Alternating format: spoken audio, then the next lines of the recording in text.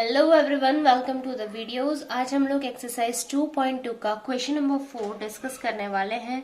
हमें इस क्वेश्चन के अंदर जीरोस फाइंड करना है। Find the zeros of the polynomial. ठीक है, इसके जस्ट पहले वाले क्वेश्चन के अंदर हम लोगों ने जीरो है या नहीं है ये वेरीफाई किया था। अब हमको फाइंड करना है। बहुत इजी सा क्वेश्चन है। जब भी, इसके पहले भी मैं आपको बता चुकी हूँ, जब भी आपको फाइंड करना हो put the polynomial equals to zero. ठीक है, तो यहाँ पे क्या है, putting equal to zero, let p x equals to zero. ये हमने लेट कर लिया, तो x प्लस 5 वो भी जीरो के इक्वल हो गया।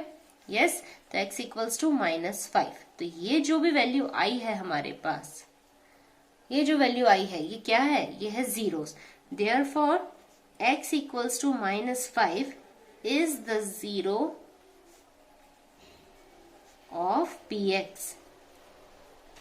समझ आई बात? नेक्स्ट सेकेंड पार्ट, px दे रखा है आपको x -5।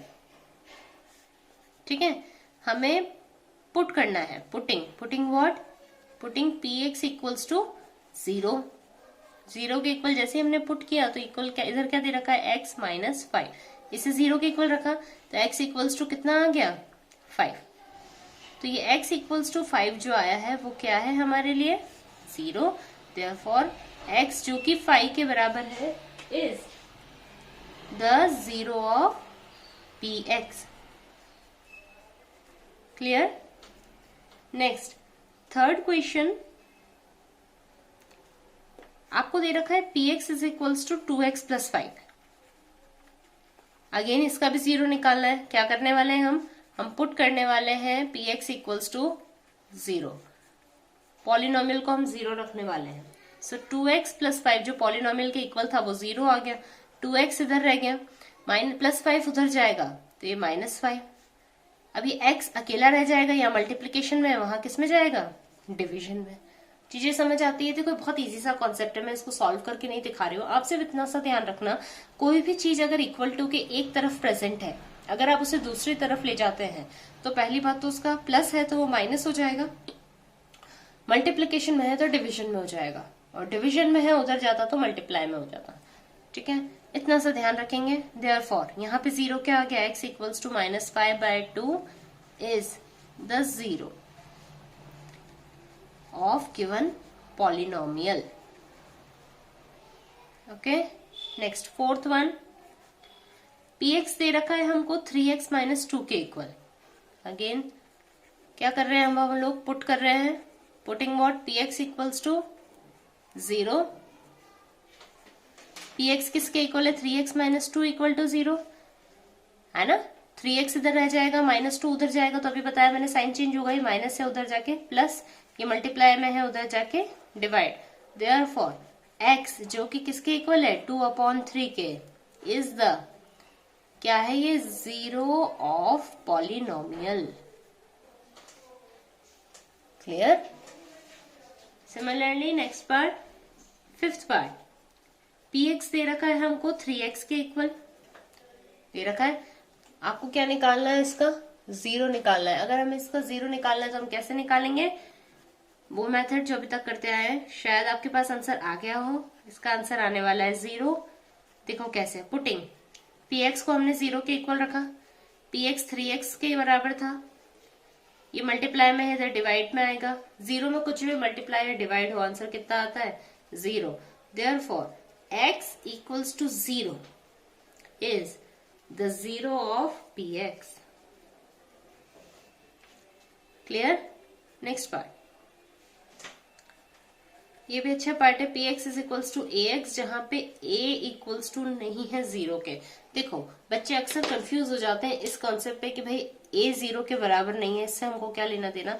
एक्चुअली इससे आपको कोई लेना देना नहीं है, सिर्फ आपको इतनी सी चीज समझनी है कि अगर हम ऐसा मान लेते कि a जीरो है तो ये चीज तो वैसे ही जीरो आ जाती। समझ में आ रही है बात? तो ये सिर्फ समझाने के लिए है, इसमें हमको वही प्रोसीजर यूज करना है। प्रोसीजर क्या है, हम पुट कर रहे हैं px को किसके इक्वल, px को जीरो के इक्वल। px किसके इक्वल है, ax के, उसे भी हमने जीरो के इक्वल पुट कर दिया। अब देखो इसने कहा a जीरो नहीं है, हम x को शिफ्ट नहीं कर सकते, हमको ए को शिफ्ट करना पड़ेगा, क्योंकि अगर हम एक्स को शिफ्ट कर देते, मतलब कैसे बताऊं, देखो अगर हम एक्स को शिफ्ट कर देते तो ए इक्वल टू 0 आता। क्वेश्चन में मना किया है, इसलिए हम ए को नहीं शिफ्ट करेंगे, हम किसको, एक्स को नहीं शिफ्ट करेंगे, हम किसको शिफ्ट करेंगे, ए को। समझ में आया मैंने क्या कहा? हालांकि हर जगह अपन एक्स की वैल्यू निकाल रहे हैं, यहाँ पे भी यही करना है, बस आपको एक छोटा सा कंसेप्ट है जो आगे कभी काम आ सकता है कि भाई इसका मतलब क्या है। इसका मतलब ये है कि आप ए को यहाँ नहीं रख सकते, क्योंकि अगर आपने एक्स को शिफ्ट किया तो ए इक्वल टू 0 आ जाएगा, वो हमारे क्वेश्चन में मना कर रखा है, इसलिए हमने ए को शिफ्ट किया। तो 0 के साथ किसी को मल्टीप्लाई डिवाइड करके 0 ही आंसर आता है। देयरफॉर क्या हो गया, एक्स जो कि 0 के इक्वल है is the 0 of polynomial. Clear? Last part इस क्वेश्चन का, px जो है वो दे रखा है cx प्लस डी के। अब दो चीजें गई है, c तो पहली बात 0 नहीं है, एंड c और d आर रियल नंबर्स। ये सिर्फ कंफ्यूज करने के लिए कह रखा है, अदरवाइज इसकी कोई रिक्वायरमेंट नहीं है, भाई सारे रियल नंबर से ही है। मैथ्स में सबसे बड़ा बैगेज अगर किसी नंबर का पढ़ते हो आप, तो वो रियल नंबर ही होता है, ठीक है ना। यहाँ पे ABCD है, इस वजह से हमें इतना सोचना पड़ रहा है। हम डायरेक्टली पुट कर रहे हैं इस इक्वेशन को equals to 0, px equals to 0. So cx plus d will be equals to what? 0.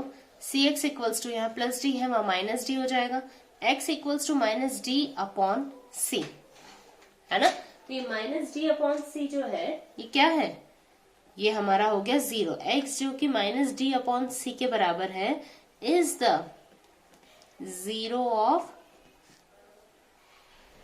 The polynomial, 0 of the polynomial. Clear? I hope आपको ये क्वेश्चन समझ आया होगा। अब मैं आपको वापस रिपीट कर दूं, 0 जब भी निकालना हो तो इसको इक्वल टू 0 रख दो, ठीक है। जब वेरीफाई करना हो तो वैल्यू को इसमें रख दो। और तीसरी बात, अगर आपको पता करना है कि भाई इनमें से कौन कौन सा 0 है, तो इक्वेशन को 0 के इक्वल रख दो। दो ही कंसेप्ट समझे, एक तो 0 निकालना है तो जो भी इक्वेशन है इक्वल टू 0 रख देंगे। आपसे वेरीफाई करने के लिए पूछे तो उस पर्टिकुलर एक्स की वैल्यू को पॉलिनोमियल में रख दो, आंसर 0 आ जाएगा तो वो वेरीफाई हो जाएगा। Clear? With this we ended exercise 2.2। I hope आपको समझ आया होगा। Thank you.